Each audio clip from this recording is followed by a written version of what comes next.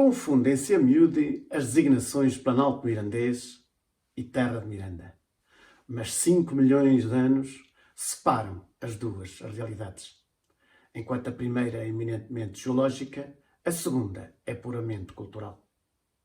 Muitos perguntarão qual é o interesse, mas a verdade é que é nelas que radicam as duas maiores riquezas desta terra: energia e cultura. O Planalto Mirandês é possuidor das maiores aptidões mundiais para produzir energia hidroelétrica, dado o avultado caudal do Rio Douro, o declive e encaixe do seu leito e a impermeabilidade do substrato geológico. Na terra de Miranda, forjou-se uma língua e cultura que se diferenciam a nível mundial. O Planalto Mirandês prolonga e delimita em Portugal a submeseta ibérica norte, esboçada pelo tempo e pela grande bacia hidrográfica do Douro. Este processo começou a desenhar-se na segunda metade da era geológica do Cenozoico, no período Quaternário, durante as épocas geológicas do Pleistoceno e do Holoceno, tendo começado à volta de 5 milhões de anos atrás, quando a Península Ibérica se elevou, deixou de escorrer para o Mediterrâneo e passou a ficar inclinada para o Atlântico. Os grandes rios da península deixaram de ser endorreicos, redesenharam-se, redirecionaram-se e passaram a ser exorreicos e a drenar para o Atlântico. O Rio Douro adquiriu no seu percurso internacional um perfil transversal em formato de cânion em V fechado, tratando-se dos mais abruptos e encaixados da Europa. Ao longo dos 120 km deste tramo, desde a barragem do Castro a 520 metros de altura, até à foz do rio Águeda a 120 metros de altura, executa uma descida de 400 metros, o que significa um abaixamento de 3,4 metros por quilómetro percorrido. Este tesouro invisível começou a ser explorado em 1958 e até agora calcula-se que já foram extraídos das suas 3 barragens para fora deste território 7 mil milhões de euros de lucros, o que equivale ao financiamento de 7 pontos Vasco da Gama, sem que o território nada tenha beneficiado com isso. A designação de Planalto Mirandês aplica-se em contextos agronómicos, dadas as suas especificidades geológicas, geomorfológicas, climatológicas, edáficas, pedológicas, florísticas e faunísticas. A grande diferenciação entre um planalto e uma planície em nada radica na sua altitude, mas simplesmente no perfil encaixado das suas linhas de água.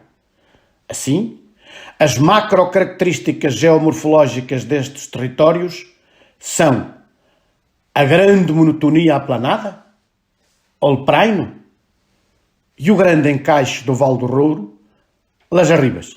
Por sua vez, Terra de Miranda é uma designação medieval aplicada a um território individualizado por uma história, língua e cultura comum, por uma política administrativa continuada e por características geográficas homogéneas. Dado incluir os planaltos de Algozo, Vimioso e de Argozelo Outeiro, é mais abrangente que o Planalto Mirandês, sendo comumente aceite integrar os concelhos de Miranda do Douro, Mugadouro e Vimioso. A terra de Miranda começou por ser o extremo e a fronteira entre os territórios ocupados pelos vários povos celtas e pré-celtas.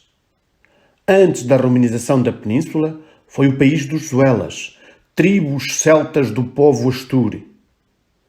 Esta primórdia região circunscrevia-se dentro de um perímetro delimitado a este pela Serra de la Culebra, que fecha contra o rio Esla, quando entronca no Douro em Aliste, a norte pela Serra de Montezinho, a oeste pela Serra de Nogueira, Bornes e Reboredo, e a sul pelo vale encaixado do Douro internacional. O paroquial suévico, escrito na Baixa Idade Média entre 572 e 582, refere o hastiático, que será o fermento primordial do território correspondente à futura Terra de Miranda. No princípio da nacionalidade, em detrimento de Algozo, Miranda do Douro impõe-se pela sua situação estratégica e passa a sede de circunscrição administrativa Terra e a circunscrição religiosa Arcediago. Aparecem na documentação dos séculos X e XI, relativa à região onde depois veio a ser Portugal, as palavras terra e território, com o significado de divisão administrativa. Nos primeiros tempos da monarquia portuguesa, pela expressão terra, entendia-se distrito administrativo, militar e judicial.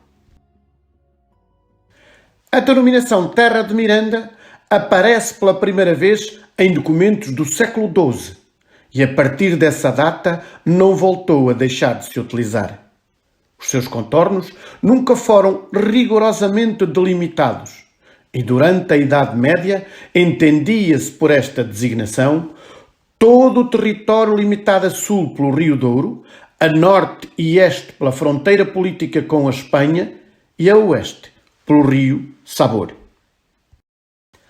Há quem defenda que a língua mirandesa se manteve viva até hoje no concelho de Miranda do Douro apenas devido ao grande isolamento desta região. Não estando este espaço mais isolado e encravado que os outros do Nordeste transmontano, acreditamos que a grande e longa continuidade cultural desta terra forjou nos genes sociais dos seus habitantes uma consciência que os faz resistir à aculturação da sua velha forma de estar e compreender o mundo, chamadas resistências identitárias.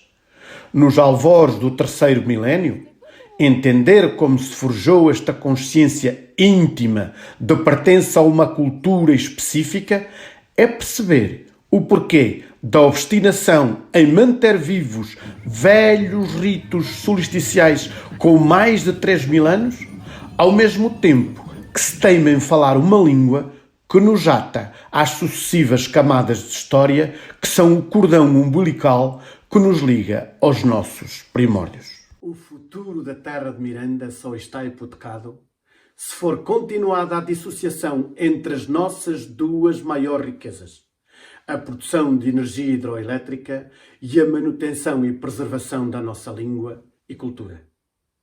Irmanando-as, o futuro será promessa de desenvolvimento florescente.